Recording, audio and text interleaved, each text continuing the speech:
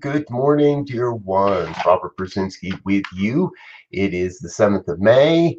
It is 2020, and we are still here. 8:15 a.m. every morning, morning prayers, and 8:15 p.m. every evening for evening prayers. And this is always a great time for me. Mornings are interesting. The normalness of getting everything moving, getting the body moving, getting into the daily spiritual practice, um, and then now in the last couple of months, getting a chance to be with you and being here, and uh, it's just a wonderful flux. Like nothing stays the same, and even day to day. The whole idea behind this program was just to get together and pray. And then I started inviting friends and colleagues, and people started showing up and started praying. And then that led to another idea. And honestly, in all of that, we didn't schedule people for this experience. And so I look at the calendar and I look at and it's pretty empty. It's very empty. If you're a minister and you see this, or a practitioner and you see this, and you'd like to come on and pray with me, please let me know. And hey, even if you're not, if you get what this prayer experience is all about and what it is that we're creating here, and you'd like to be on the program, then let me know. Shout it out in the comment box. Send me an email. Get your prayer request to me, revbriz@spiritevolving.com. And somebody asked me about this, so I wanted to share what this really is. So this is a prayer book, and this has been my prayer book for a while now. I have quite a bit of shorthand. It's not the first one I've ever had. And I have a bit of a shorthand that I use. And whenever there's a prayer request comes across on one of my professional forums, I put it in the book.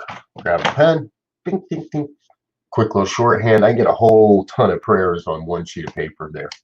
And I've been doing that for a little while now, for quite a while now. And then at various times throughout the day, I grab the book and I will move into that prayerful state. And I will open and look and read, and I'll read backwards from where we are, from where I am, back through, and I'll start to find a place where I know that demonstrations have been made, where people have seen a change in their experience from that work. And that's when I know I've kind of gotten far enough back in the book, because I was taught that part of life is to pray unceasingly, that everything we do is a prayer. Every word we speak is a prayer. Every thought we hold is a prayer. And so when I'm in judgment of someone, that is a prayer. And when I am angry with someone and I use harsh words, or when I take things personally and I react and lash out in a personal way, those are all prayers. And my work that I've agreed to in all of this is to do my best to move beyond the accusations and the judgments and the condemnations and all that stuff, and to abide and live in truth as much as I possibly can. And that takes, for me, a lot of reminders. I've got to remind myself numerous times throughout the day. There are events and experiences that happen all throughout the day where I have to remind myself, wait a minute, that's the human world. What's happening in the spirit? What's happening in God's heart, in God's mind? What's a bigger truth here? Where am I getting pigeonholed into my own limited human perspective? Where could there be a greater vision for what's happening than what I believe or what I understand? And if you know me on Facebook, you know that I can sometimes be a little opinionated about those things, and I still have those places where I will publicly profess something that is from my humanness, is from my reaction. But when that happens, then it's mine to make amends, to turn and say, wait a minute, that's not the truth. Let's look at what the real truth is. Let's look to the light.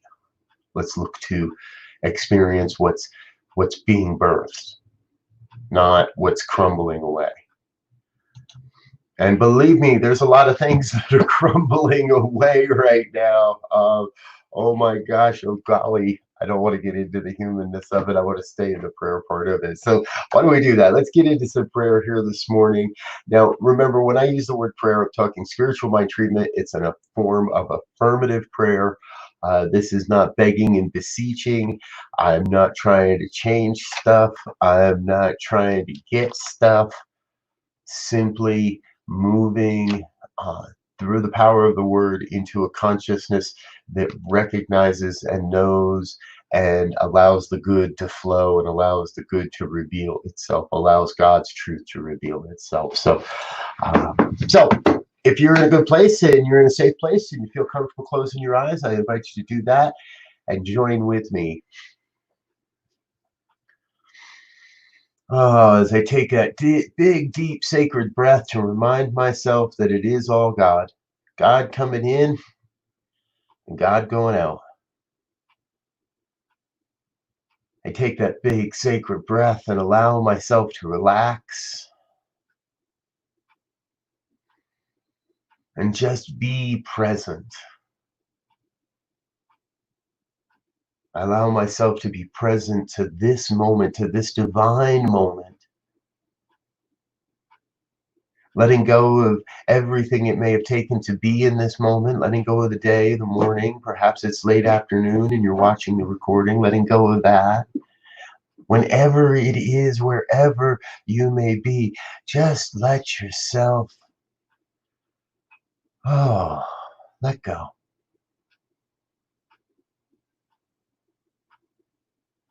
And let the mind become still.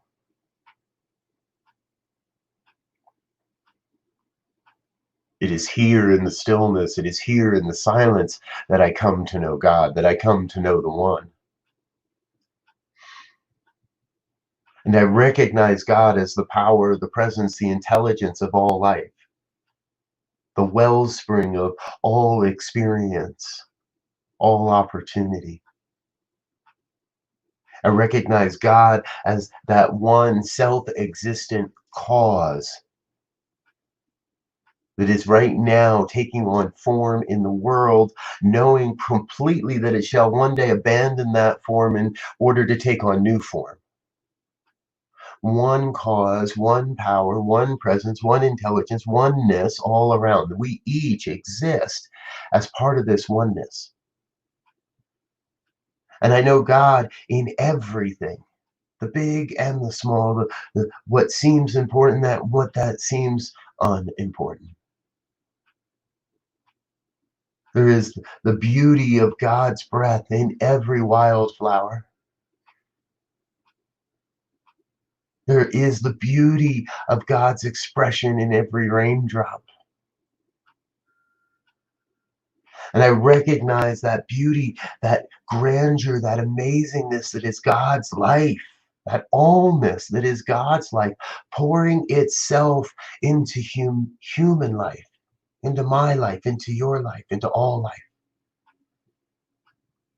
This oneness, this allness is forever taking shape and form and experiencing itself through our hands, through my hands, voice, through your heartbeat, through all of it. I breathe in God, recognizing I exhale God as well. And so I recognize that I am a transceiver of God's great good, of God, of that power that is forever seeking expression in the planet. And I know that that oneness creates itself through each one on this planet, through each one of us. That we each bring a unique set of gifts and skills and talents to this thing called life, that we each bring a unique laughter, a unique smile, a unique way of being on the planet, being in the world at this time.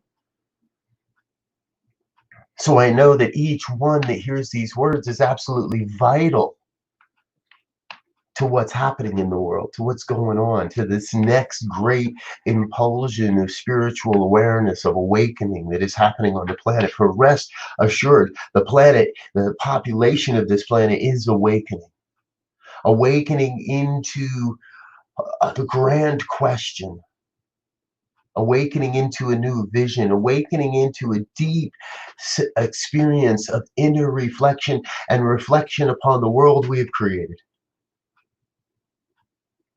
For everything outside is simply a reflection of that creative collective consciousness that we have created together as a humanity. It's all just a series of agreements that we have come to together over time, and all that no longer serves in this evolutionary process of humanity, everything that is no longer necessary for our highest and best good, everything that it no longer serves this progress, is melting away, is falling away. Yes, in a rather violent and ugly and weird, confusing way. Humanity is shedding the skin of its past life, for we have grown beyond that. We have grown beyond the old way of being. We have grown beyond the avarice and the greed and the all of the muck and the mire that is so well being pictured out in the world today. There is a new consciousness being born on the planet, and the light workers of this world have been doing their work for so very long now. It is now starting to take form, that we are starting to see the physical demonstration of the consciousness that has been held for so long. The belief that we are creating a world that works better for everyone, the belief that we are awakening to our spiritual magnificence, all of that is right now taking shape on the planet. And that is good. So whenever the muck and the mire tries to creep in, whenever the doubters and the conspiracies and the this and the that, and whenever the humanness tries to creep in, I call myself, and I claim for each one here the ability to do that same thing, to remind the self that there is a higher vision, and that we each hold the power to turn to that vision just like that. Moment by moment by moment, turn away from the darkness, turn towards the light, and proclaim, yes, this is where I shall serve. Yes, this is the vision for which I lend my consciousness. Yes, this is the vision for which I shall work. For there is a great time of opportunity upon us. There is a magnificent opportunity in front of each one of us right now to create life anew, to create life differently, to make it up differently. Make it up so it works for everyone. No more making it just work for me alone. Now we get to make it up so it works for everyone. And that is a mighty calling. Creating a world that works for everyone together as a unified expression, as a unified body of God's great gift to itself, as a unified body of God's life. There is only one life. That life is God's life. That life is perfect, and that life is my life, your life, all life right now. So I am in this moment just filled with absolute gratitude for this reminder, for this experience, for this opportunity to be in present to a revelation of truth. And yet, most especially, I am so very grateful to know that God's got this. That this is not my work to be doing, this is God's work. And that as we release this word into the law that must demonstrate, the law that must take the vibrational energetic of this word, of this prayer, and create, as we release into that law, then there is nothing more. No need to worry about how or when or why, no question about who's up or what's going on. I release into the law and I rest in a deep assurance that it is done. Nothing more. This word is done in the mind of God and made manifest on the planet at this time. So I am in that place of gratitude, and I invite anyone that is in alignment with any words that's been spoken here this day to rise up and join in an affirmation of this truth as we say together. And so it is. And so it is. Thank you, dear ones. Thank you, thank you, thank you. I appreciate you being with me. Now, a couple of quick things real quick, and we'll get you into your day. Do remember that Faith Rivera's CD release party is on Friday afternoon. You can find out more on Facebook. Check out the New Thought Radio Facebook page, and there's information there. And then immediately following, this is kind of like Faith Rivera. Well, I know they didn't plan it, but for me, I'm going to get to see Faith and then Bob Sima with the lovely Shannon Plummer as well. So join us for that if you like as well. That's Friday night. That is a ticketed private event. That is not just something you're going to bump into. So if you're interested in spending a really fun evening, Bob's got a brand new album out. And give me a few hours. Bob, Sima, and I believe Shannon's going to join us as well. We're going to go live on Facebook at around noon Mountain Time today for a premiere, for a preview of what we're going to experience on Friday. And they just released a new album and a new video a couple of days ago. So it won't be a premiere, but we'll get to see it and take a look at it. So I love you. So wish you I was able to hug you, and yet we shall hug again. Thank you for being with us this morning. Be back this evening, 8:15 p.m. Mountain Time for evening prayers. And again, check out that live stream with Bob Sima today at noon Mountain. I love you. Peace and blessings. Until next time, we'll see you soon. Take care, folks. Have a great day. Bye now.